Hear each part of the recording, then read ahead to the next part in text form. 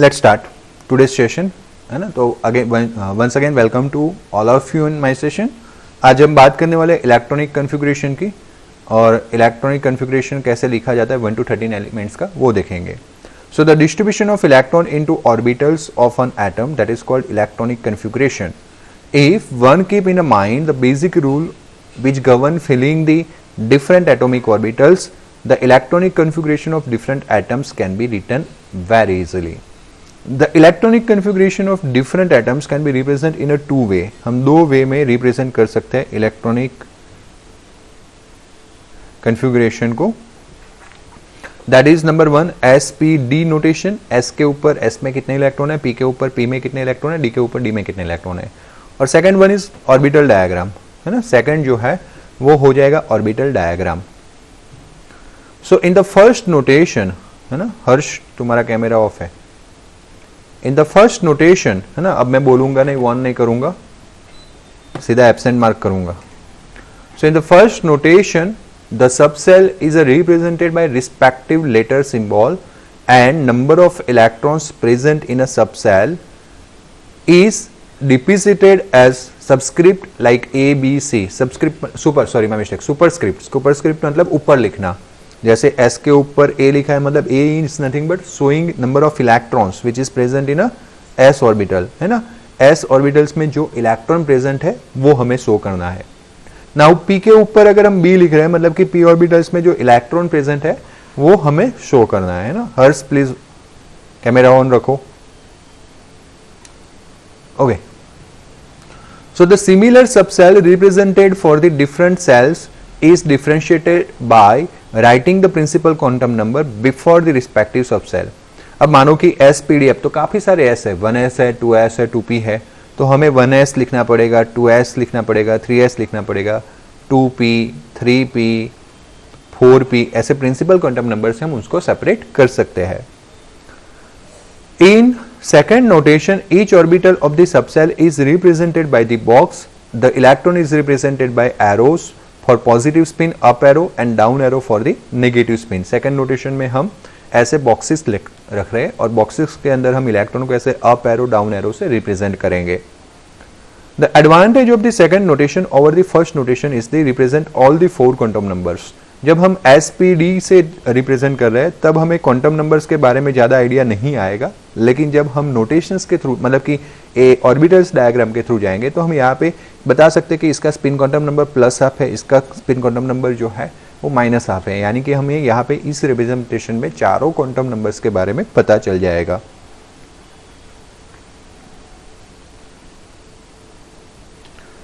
Okay. Now let's start electronic configuration from the first element. So the hydrogen has only one electron, as you know that hydrogen is the first element of the periodic table, or atomic number of hydrogen is 1. Okay, and that's why it has only one electron which goes in the orbital with the lowest energy, है ना. और वो वैसे orbitals में जाएगा जिसके पास सबसे कम energy है. तो कम एनर्जी वाला ऑर्बिटल कौन सा है? that is 1s. that is 1s. okay, सो वो 1s में जाएगा.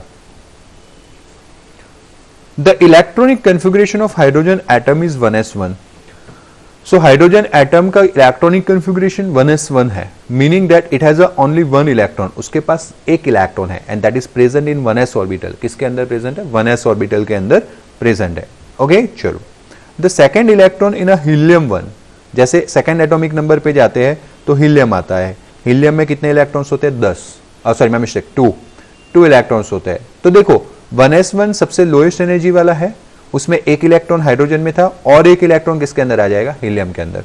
अगर हम ऑर्बिटल डायग्राम से जाए तो 1s, हाइड्रोजन का एक इलेक्ट्रॉन हाइड्रोजन के लिए ऐसा रहेगा 1s1, और हीलियम में जाएंगे तो दूसरा इलेक्ट्रॉन ऐसे आ जाएगा 1s2.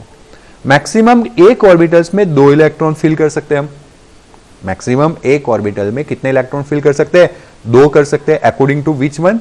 पॉलिस एक्सक्लूजन प्रिंसिपल, जो मैंने कल सिखाया था. कितने लोगों को याद है पॉलिस एक्सक्लूजन प्रिंसिपल्स? ओके, तो हीलियम में भी एक और इलेक्ट्रॉन है जो 1s ऑर्बिटल ऑक्यूपाई करेगा. अब प्रॉब्लम क्या हुआ? When you move for lithium, sequence याद है ना आपको? हा, ही, ली, बे, बो, का ना ओ फ नी सो मे ए सी फो स क्लो आ पो के। कितने लोगों को याद है? किसी ने अलग तरीके से भी याद रखा होगा, किसी ने इस तरीके से भी याद रखा होगा, but this is all about 1 to 20 elements. पोके पोटेशियम कैल्शियम लास्ट में 1 to 20 element. Okay good.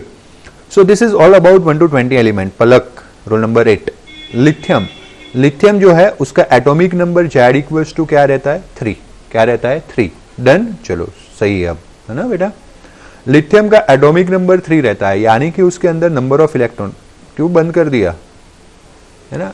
Through out the lecture आप सबको अपने कैमरा ऑन रखने हैं, थ्रू आउट द लेक्चर मैं बारी बारी एग्जामिन करूंगा सबको। ओके चलो। सो लिथियम का एटॉमिक नंबर है 3, उसके अंदर 3 इलेक्ट्रॉन है और 3 इलेक्ट्रॉन है, तो उसमें सबसे पहले 1s में 2 जाएंगे। अब थर्ड इलेक्ट्रॉन 1s में नहीं जा सकता, कौन मना करेगा? Pauli exclusion principle, roll number 8।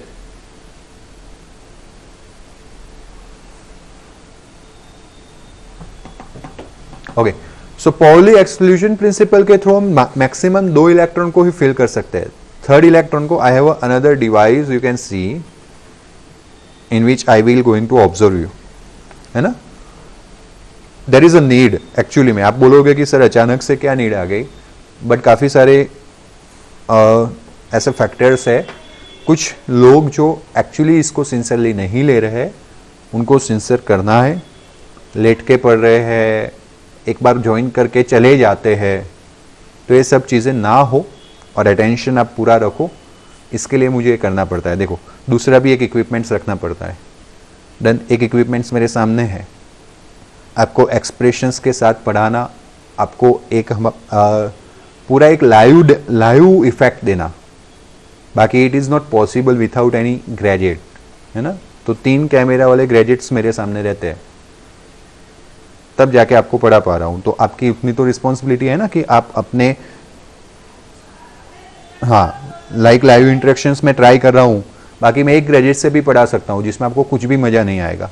तो आपकी इतनी तो रिस्पॉन्सिबिलिटी होती है ना कि आप अपने कैमरास ऑन रखो। एक नोटिफिकेशन जो सर ने बोला है कि आप उसको फॉलो करो।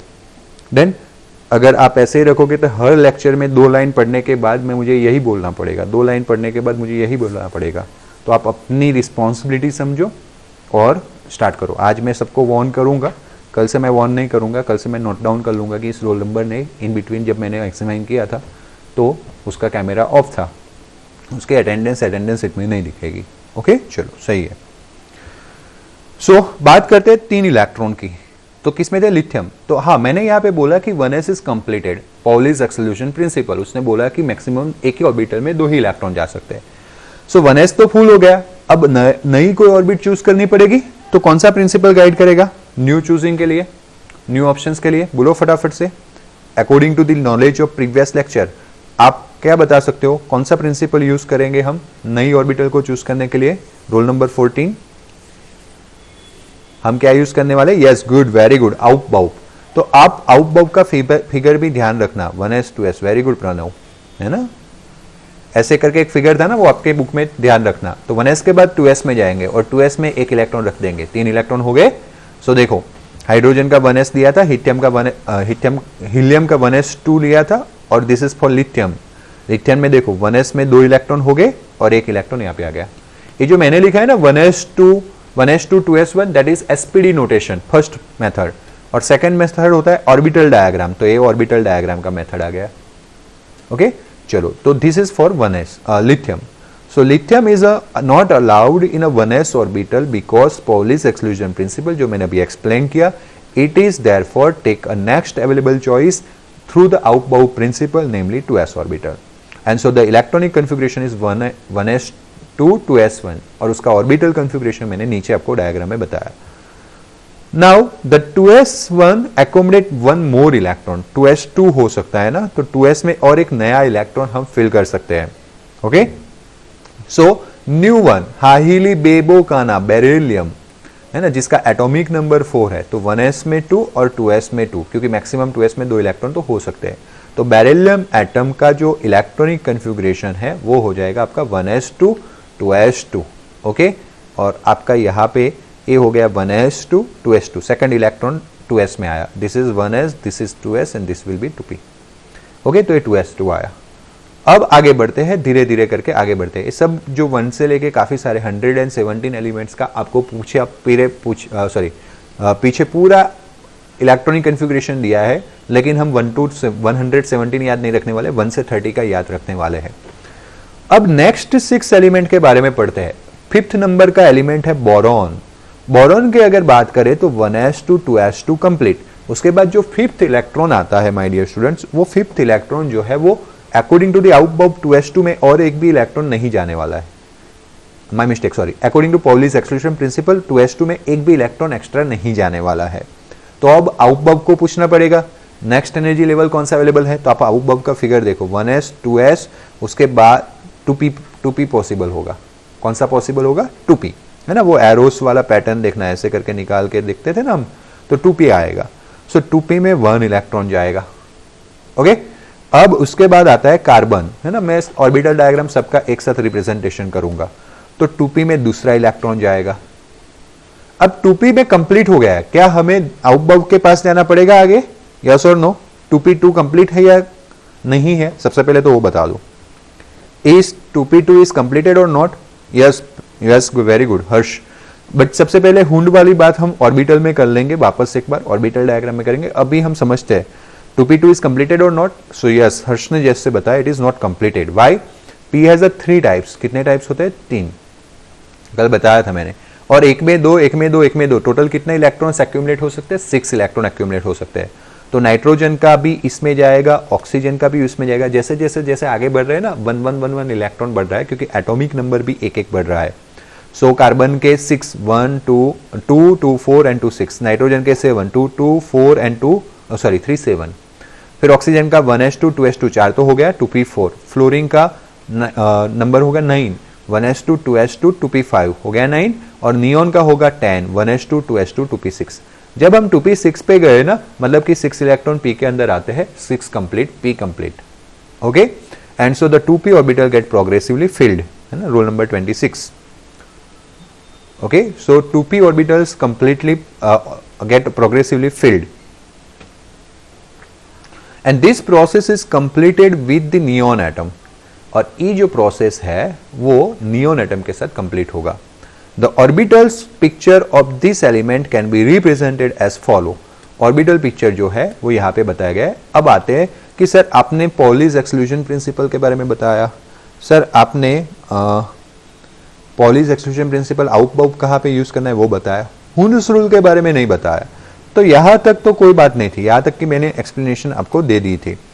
अब बेटा मानो कि बोरॉन से लेके नियोन तक की अगर हमें बात करनी हो, तो A1 2 3 4 इलेक्ट्रॉन तो हो गया। 5th इलेक्ट्रॉन में भी कोई प्रॉब्लम नहीं है, 2p के पहले लेवल में चला जाएगा। देखो 2p के 3 टाइप्स होते हैं, p के 3 टाइप्स होते हैं, px py एंड pz, इसलिए यहाँ पे 3 बॉक्स है। अब जब कार्बन का 6 आएगा तो हमारे पास ऐसा भी चांसेस रहता है कि पहले के अंदर ऐसे डबल कर दे, या तो फिर 2 बाजू बाजू में रखे। तो यहाँ पे एनर्जी डीजेनरेट लेवल्स, एनर्जी जब सेम होती है तो हुंड ने बताया था मैक्सिमम मल्टीप्लिसिटी होनी चाहिए, यानी कि जो ए इलेक्ट्रॉन है वो अलग अलग अरेंज होने चाहिए। पहले हर एक में एक एक आ जाएगा, बाद में क्या होगा? पेयर होगा। तो ए इलेक्ट्रॉन ऐसे नहीं, बट ऐसे अलग अलग अरेंज होंगे। थर्ड आएगा तो तीसरे में जाएगा। अब जब p में 3 हो जाएगा, उसके बाद 4th वाला इलेक्ट्रॉन यहाँ पे डबल में जाएगा, पेयर बनाएगा, फिर 5th इलेक्ट्रॉन और फिर 6th electron. Likewise neon complete, 10 electrons complete. Okay, बात समझ में आई? यस और no? Okay, now the electronic configuration of element of sodium, जिसका एटॉमिक नंबर है 11। अब 11 2p6 कंप्लीट हो गया था भाई 10 पे, तो अब जाना है आउटबाउंड पे। आउटबाउंड बोलेगा कि भाई 2p के बाद 3s आता है, तो 3s में 1, वहां से लेके और आर्गोन 18 नंबर है, वहां पे 3p6। देखो मैं बताता हूं, तो सो में ई ए सी, सोडियम, मैग्नीशियम, एल्यूमिनियम, सिलिकॉन, में सी, फो, स, क्लो, आ। ओके, 11 12 13 14 15 16 17 18 हो गए 18। अब यहां पे ध्यान देते जाना, 1s2 2s2 2p6 3s1 ऐसे आएगा। फिर आगे का कॉमन रहेगा 3s2, फिर 3s2 3p1, फिर 3s2 3p2, फिर 3s2 3p3, फिर 3s2 3p4 और 3s2 3p5। 5 एंड लास्ट में 3s2 3p6 इस तरह से कंप्लीट होगा, है ना। सोडियम के लिए 3s1, मैग्नीशियम के लिए 3s2, एल्यूमिनियम के लिए 3s3 3p1, 3s2 3p1, silicon के लिए 3s2 3p2, फॉस्फोरस के लिए 3s2 3p3, सल्फर के लिए 3s2 3p4, क्लोरीन के लिए 3s2 3p5 और आर्गोन के लिए 3s2 3p6। ओके, और सिमिलर मैनर में यहाँ पे ए वाला अरेंज होगा, बट आप यहाँ पे इसको 3s मान सकते हो, इसको 3p मान सकते हो और इसको इग्नोर कर लो। ए मतलब कि आगे आ गया 1s 2s and 2p complete वाला। डन। तो पहले 3s में 1, फिर 3s में 2, फिर 3s2 3p1, 3s2 3p2, 3s2 3p3, 3s2 3p4 इस तरह से कॉन्फ़िगरेशन जाएगा। तो बात कोई किसी को डाउट रहेगा? सोडियम से लेके आर्गोन तक में किसी को डाउट रहेगा? Done. So follow exactly the same pattern as the element of lithium to neon. Lithium से नियॉन में जो पैटर्न फॉलो हुआ था वहां पे 2s 2p था, यहाँ पे 3s 3p है। So difference is only 3s and 3p orbital are getting filled now, and this process can be simplified if we represent the total number of electron in a first two cell by name of the element neon। अब देखो, मानो कि simple argon की अगर मुझे electronic configuration लिखनी है तो 1s2 2s2 2p6 3s2 3p6 कितना लंबा लिखना पड़ता है। अगर मैं ये जो फील्ड है ना, जिसमें देखो प्रिंसिपल क्वांटम नंबर 1 2 2 है और प्रिंसिपल क्वांटम नंबर मैक्सिमम यहाँ पे 3 है, उसको हटा दो। बाकी के लिए हम इसको नियॉन लिख सकते हैं 10 इलेक्ट्रॉन, तो नियॉन 3s2 3p6 आर्गोन के लिए लिखना है तो ये हो गया, बिल्कुल सिंपल। आप सोडियम के लिए लिखना है 1s2 2s2 2p6 ना लिखना हो तो आप सोडियम के लिए लिख सकते हो नियॉन 3s1। आप आगे लिख सकते हो मैग्नीशियम के लिए नियॉन 3s2, मतलब कि 1s2 2s2 2p6 लंबा ना लिखना पड़े, है ना। तो this is the another method in the SPD notation.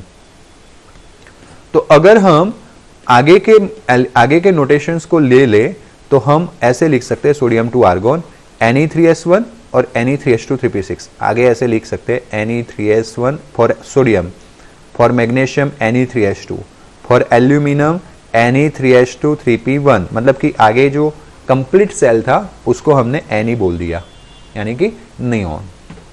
Okay, so this is the thing. The electron in a completely filled shells are known as core electron. अब इसका मतलब क्या है, अगर इसको मैं थोड़ा लिखूं आगे 1s2 2s2 2p6 ओके और 3s2 3p1, ये एल्यूमिनियम के लिए बात हो रही है। तो जिनका प्रिंसिपल क्वांटम नंबर एकदम कम है, ए सबसे बड़ा है 3, उससे कम है तो ए हो गया और कुछ नहीं, नियॉन का इलेक्ट्रॉनिक कॉन्फ़िगरेशन। तो ये जो इलेक्ट्रॉन है उसको बोलते हैं कोर इलेक्ट्रॉन, जो न्यूक्लियस के बिल्कुल नजदीक रहते हैं, अंदर के पार्ट्स में रहते हैं। And electrons that are added to electronic shell with the highest principal quantum number 1 2 2 3 3, highest principal quantum number है यहाँ पे 3। तो ये जो इलेक्ट्रॉन है उसको हम बोलते हैं वैलेंस इलेक्ट्रॉन। क्या बोलते हैं? Valence electron. For example the electrons in a neon are the core electron and the electrons from Na to Ar are the valence electron. Okay, actually में ऐसा बोला गया है कि Na to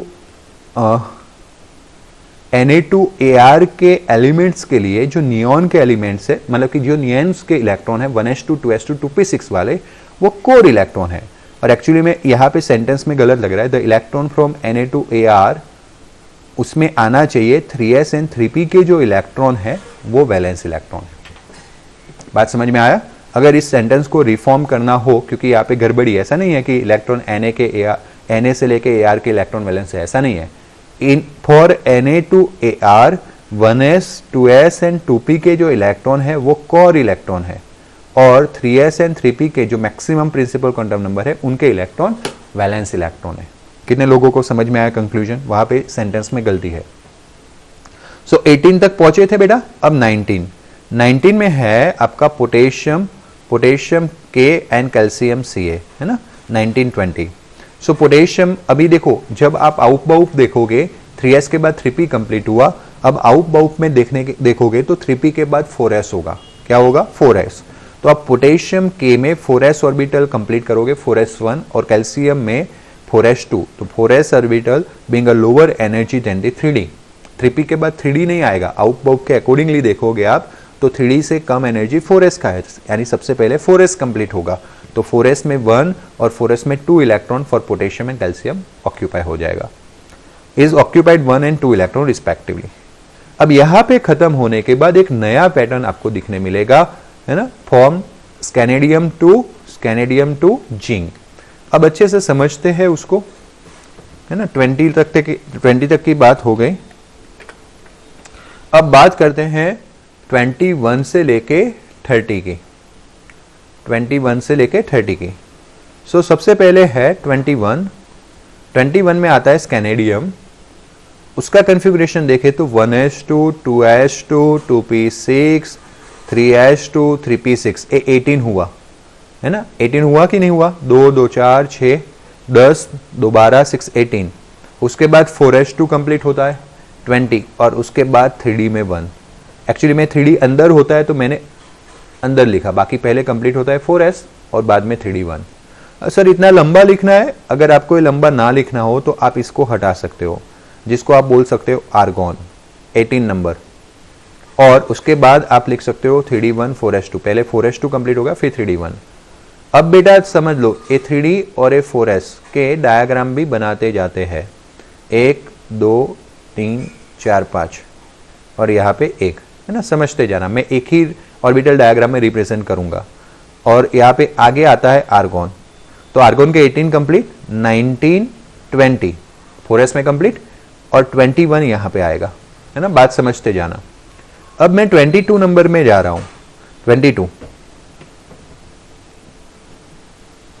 नहीं, 3d has a less energy, समझ लो।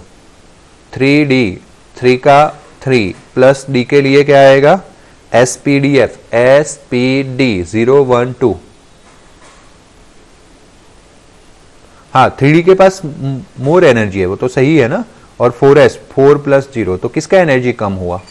4s का, इसलिए 4 पहले कंप्लीट हुआ, 4s2 कंप्लीट हुआ, उसके बाद इलेक्ट्रॉन 3d में जा रहे। बट हम कैसे लिख रहे हैं पता है? जो नजदीक है ना न्यूक्लियस के नजदीक कौन है? 3d, क्योंकि उसका प्रिंसिपल क्वांटम नंबर कम है। और न्यूक्लियस से दूर कौन है? 4s, इसलिए जो नजदीक वाली है उसको पहले लिखा और 4s को बाद में लिखा। Is it clear Harsh? Good. चलो, सो सबसे कम एनर्जी है 4s का, इसलिए वो सबसे जल्दी फिलअप हुआ। 3p के बाद 4s फिलअप होता है, उसके बाद 3d फिलअप होता है। बट हमने 3d को आगे इसलिए लिखा है, वो न्यूक्लियस के नजदीक है। सो 22 होता है टिटानियम, या टिटेनियम भी बोलते हैं। सो वापस बहुत लंबा ना लिखना हो तो आर्गॉन के 18 हो गए, 4s2 20 हो गया, और ए हो गया 3d2 22 हो गया, 18 20 22। तो ये 22 वाला इलेक्ट्रॉन इधर जाएगा। कंफर्म? यस और नो? मैंने लिखा है वो सही है या गलत? 3d में 22 इलेक्ट्रॉन यहां पे जाएगा, है ना। 4s2 और 3d2 कंफर्म? कितने लोग यस बोल रहे हो? गलत है। कौन सा रूल लगेगा? हुंड रूल। और हुंड रूल क्या बताता है? वो बाजू वाले में जाएगा, मैक्सिमम मल्टीप्लिसिटी रूल, है ना। चलो गुड, है ना। इसीलिए मैंने क्वेश्चन पूछा था कितने लोग ध्यान रख रहे हैं। ओके, 23 नंबर पे जा रहे थे। मैं बताऊंगा कैसे याद रखने हैं एलिमेंट्स को। वो होता है वेनेडियम। वेनेडियम में आर्गॉन कंप्लीट 18 हो गया, 4s2 यानी 20 हो गया, और 3d3 23 हो जाएगा। चलो, थर्ड इलेक्ट्रॉन यहां पे जाएगा अकॉर्डिंग टू हुंस रूल, है ना। आर्गॉन के 18, फिर 19 24s 21 22 and 23। Bar bar draw ना करना पड़े, इसलिए मैं एक ही में कंप्लीट कर रहा हूं। चलो 24 में my dear students vanadium Vikram chromium आएगा, है ना। थोड़ा IMP वाला है, अब समझते जाना। अकॉर्डिंग टू रूल आर्गॉन के 18 हो गए, अकॉर्डिंग टू रूल 4s2 20 हो गए, और फिर क्या होना चाहिए? 3d4। क्या होना चाहिए? 3d4, मतलब कि यहाँ पे 4th इलेक्ट्रॉन जाएगा। यस और नो? यस और no?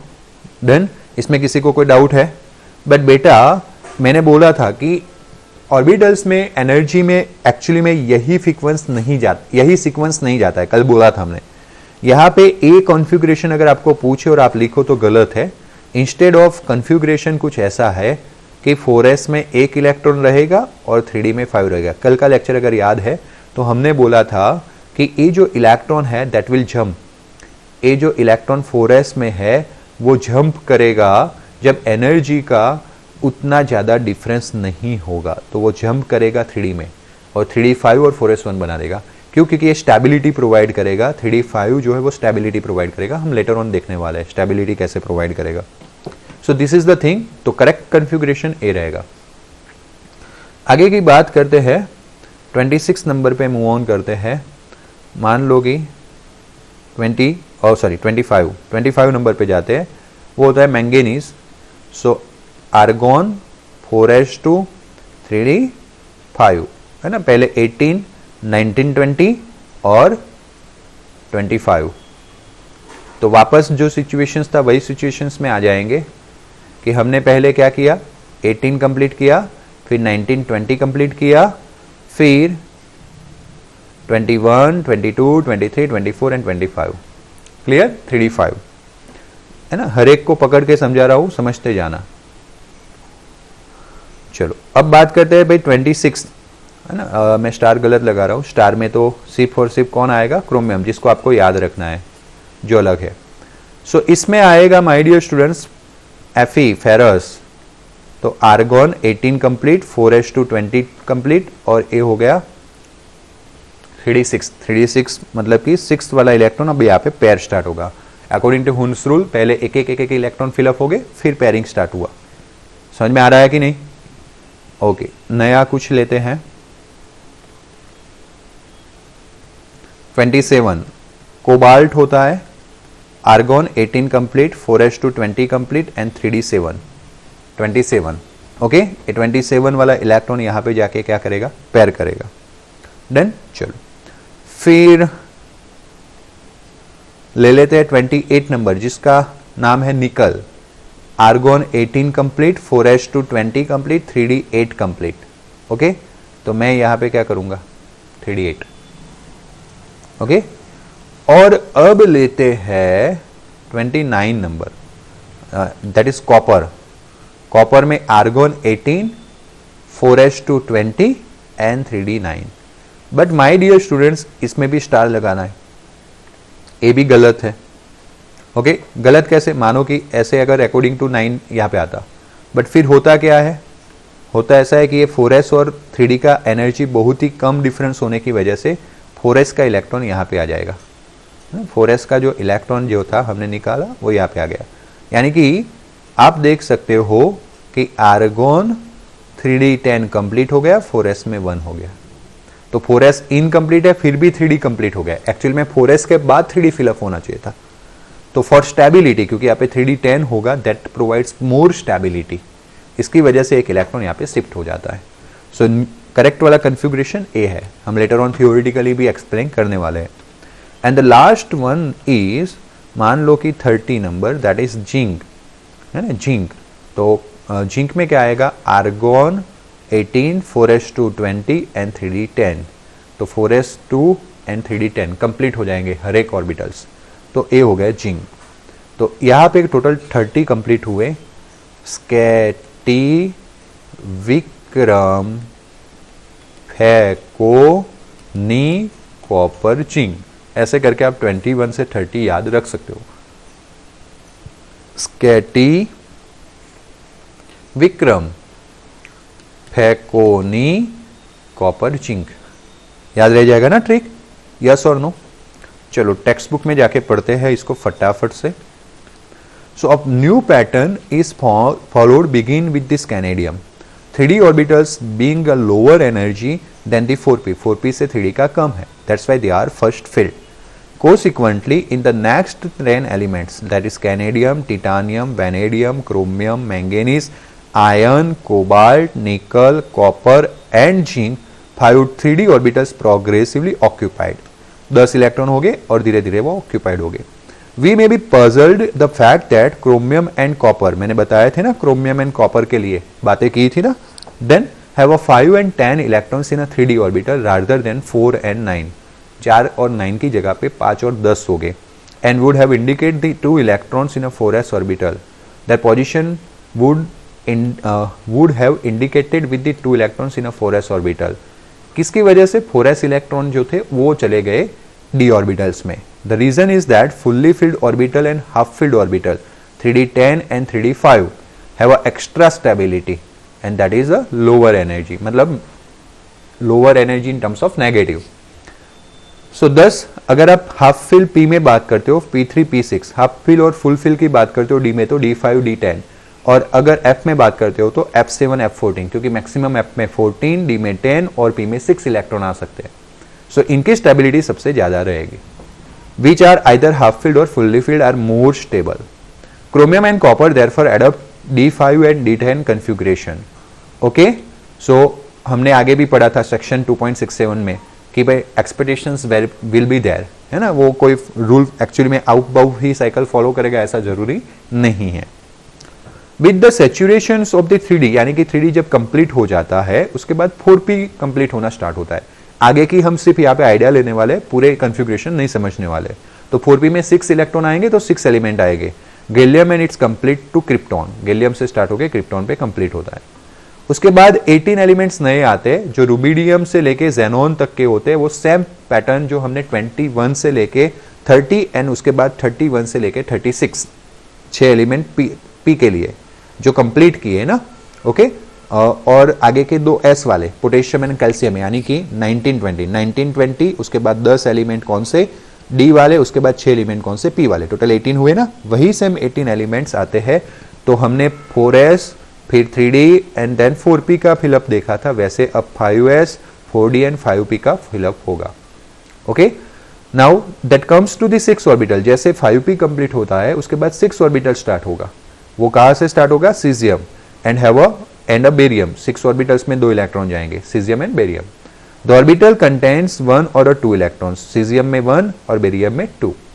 Then form lithium to mercury, है ना, lithium to mercury La2Hg, filling of electrons in 4f and 5d orbitals. यहां पे ऐसा कंप्लीट नहीं है कि पहले 5d होगा फिर ही 4f होगा. यहां पे थोड़ा वेरिएशन रहता है. जब हम ब्लॉक पढ़ेंगे डी एंड एफ ब्लॉक तब मैं आपको एक्चुअली डिटेल्स में समझाऊंगा.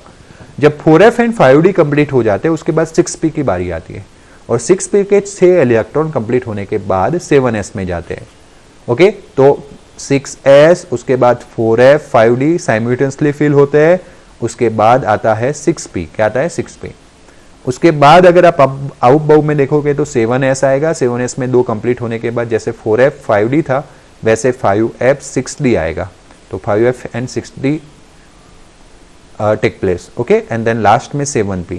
जब 7p कंप्लीट होता है ना 118 एलिमेंट्स कंप्लीट हो जाते, और पीरियोडिक टेबल इज कंप्लीटेड, है ना. नेक्स्ट चैप्टर हमें पीरियोडिक टेबल के बारे में ही पढ़ना है. So the elements after uranium are short-lived and all these are produced artificially. Uranium का एटॉमिक नंबर है 92. उसके बाद के जो भी एलिमेंट्स है वो रेडियो एक्टिव एलिमेंट्स है, उनका लाइफ बिल्कुल शॉर्ट होता है, उनको आर्टिफिशियली प्रोड्यूस किया जाता है. The electronic configuration of non element is determined by which one? Spectroscopic method, जो टेबल में दिया गया है. वन में ask it utility to knowing electronic configuration. अब आपको ऐसा क्वेश्चन होगा कि सर ये इलेक्ट्रॉनिक कन्फिगरेशन जानने के लिए क्या हमने पूरा पर एटम का हिस्ट्री पढ़ा, स्ट्रक्चर ऑफ एटम पढ़ा? तो यस माय डियर स्टूडेंट्स, है ना. तो अब आपके माइंड में क्वेश्चन क्या होना चाहिए कि ये हमें काम कहाँ आएगा. So the modern approach to the chemistry in fact depends on almost entirely on what? Electronic distributions to understand and explain chemical behaviour. Chemistry में हम क्या जानने का ट्राई करते हैं? किसी भी सब्सटेंस का केमिकल बिहेवियर, उसका केमिकल रिएक्शंस प्रॉपर्टी कैसे है वो जानने का ट्राई करते हैं. तो according to the modern approach of chemistry वो इलेक्ट्रॉन डिस्ट्रीब्यूशंस पे ही डिपेंड है. फॉर एग्जाम्पल आपके माइंड में क्वेश्चन हो कि why 2 and more atoms combined form molecule. क्यों 2 एटम कंबाइंड होते हैं, मॉलिक्यूल बनाते हैं? क्यों ऑक्सीजन कंबाइंड हुआ, O2 बना? या तो why same elements and are metal while other are non metal, while Fe is metal, why copper is metal, why carbon is non-metal, why oxygen is non-metal. Okay, why element like a helium and argon not reactive with other element, but elements like a halogen, chlorine, fluorine, carbon, chlorine, fluorine, bromine जल्दी से reaction कर लेते हैं. Find simple explanation from the electronic configuration. ये सब answer electronic configuration से मिलते हैं और जो हम सब्सिक्वेंट चैप्टर्स में पढ़ने वाले हैं, है ना. Are you getting my point? Yes और नो? ये समझने के लिए, आगे की केमिस्ट्री समझने के लिए इलेक्ट्रॉनिक कन्फिगरेशन समझना जरूरी था. इलेक्ट्रॉनिक कन्फिगरेशन कैसे बना, क्यों आया, क्यों इलेक्ट्रॉन का ऐसा अरेंजमेंट हो रहा है, उसके लिए क्वांटम मैकेनिक्स समझना जरूरी था, क्वांटम फिजिक्स समझना जरूरी था. क्वांटम समझने के लिए क्लासिकल समझना जरूरी था. इसीलिए हमने लास्ट 18th सेंचुरी डाल्टन से स्टार्ट किया था और 20th सेंचुरी तक जो भी एक्सपेरिमेंट्स हुए, जो भी बातें हुई वो हमने थ्रू आउट द पूरे चैप्टर्स में की. लास्ट 1 या 1.5 मंथ से मैं आपको ये चैप्टर पढ़ा रहा हूँ. फिजिक्स के भी लेक्चर खा जा रहा हूँ उसमें और केमिस्ट्री पढ़ा रहा हूँ, इसीलिए बिकॉज इसका इंपॉर्टेंस है ना. एक सब शॉर्ट वर्जन भी है. आप गुजरात बोर्ड की अगर आपके पास बुक है तो गुजरात बोर्ड की बुक में बिल्कुल शॉर्ट वर्जन 15 से 16 पेज में कवर कर लिया था. लेकिन यहाँ पे एकदम डिटो टू डी दिया है, कुछ भी इंफॉर्मेशन स्किप नहीं की गई, वैसे की गई है लेकिन उतनी ज्यादा इंफॉर्मेशन स्किप नहीं की गई है, लंबा सा हिस्ट्री दिया है। तो ये समझने के लिए, हम इलेक्ट्रॉनिक कॉन्फ़िगरेशन समझने के लिए इतने दिनों से चैप्टर पढ़ रहे थे, अब वो समझ में आएगा तो आगे की केमिस्ट्री समझ में आएगी। This question have a no answer in a Daltonian model of atom. Atom क्यों कंबाइंड होते हैं, डाल्टन के पास कोई आंसर नहीं था। A detailed understanding of the electronic structures of atom is therefore very essential for getting insight into a various aspects of the modern chemistry knowledge। आज के chemistry के नॉलेज के लिए जानना है, अगर इसके अंदर जाना है तो हमें इलेक्ट्रॉनिक कॉन्फ़िगरेशन पता होना चाहिए। क्लियर है? Hope so I cleared this topic. Then